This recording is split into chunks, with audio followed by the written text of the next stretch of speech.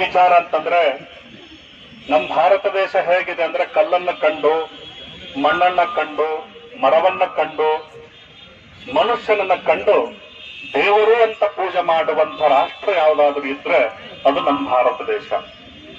ಆ ಭಾರತ ದೇಶದಲ್ಲಿ ಏನಾಗಿದೆ ಇವತ್ತಿನ ದಿನಮಾನ, ಶ್ರೀ ಕ್ಷೇತ್ರ ಧರ್ಮಸ್ಥಳ ಕ್ಷೇತ್ರಕ್ಕೆ ಒಂದು ಕಳಂಕದ ಚ್ಯುತಿ ಬಂದಿದೆ. ಅದಕ್ಕೆ ನಾವು ನೀವೆಲ್ಲರೂ ಇವತ್ತು ಹೋರಾಟ ಮಾಡಿ ದುಷ್ಟ ಶಿಕ್ಷಣೆ, ಶಿಷ್ಟ ರಕ್ಷಣೆ ಕೆಲಸವನ್ನ ಮಾಡ್ತಾ ಇದ್ದೇವೆ. ಇವತ್ತು ಧರ್ಮಸ್ಥಳ ಕ್ಷೇತ್ರ ಸರ್ಕಾರ ಮಾಡದಂತ ಕೆಲಸಗಳನ್ನ ಧರ್ಮಸ್ಥಳ ಕ್ಷೇತ್ರ ಮಾಡ್ತಿದೆ.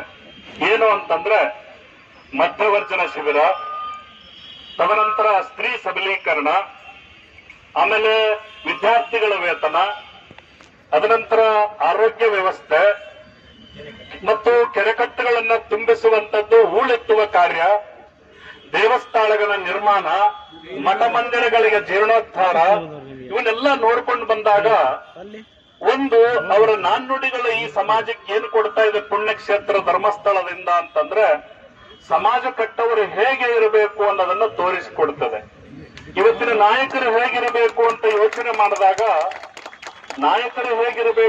ಯೋಚನೆ ಮಾಡಿದಾಗ ಸಂಪತ್ತುಳ್ಳವನು, ಐಷಾರಾಮಿ ಕಾರಲ್ಲಿ ಬರುವವನು ಯಾರು ಶ್ರೀಮಂತರಲ್ಲ.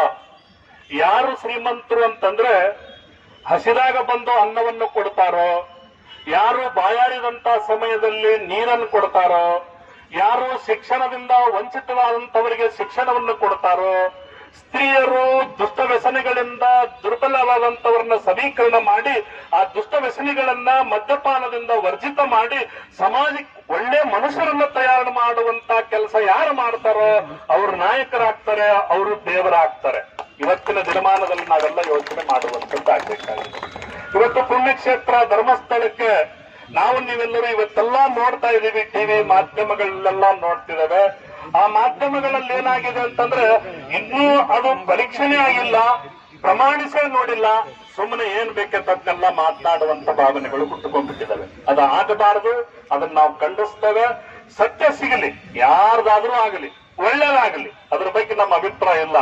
ಏನು ಅಂತಂದ್ರೆ ಸುಮ್ಮನೆ ಊಹಾಪೋಹಗಳಿಗೆ ಮಾತುಗಳನ್ನ ಕೊಟ್ಟು ಧ್ವನಿಗೆ ಧ್ವನಿಯಾಗಿ ವಾದ ಮಾಡಿ ಜಗಳ ಮಾಡಿ ಉಯ್ದಾಡಿ ಎಲ್ಲವನ್ನು ಮಾಡಿದ್ರೆ ಏನು ಪ್ರಯೋಜನ ಇಲ್ಲ.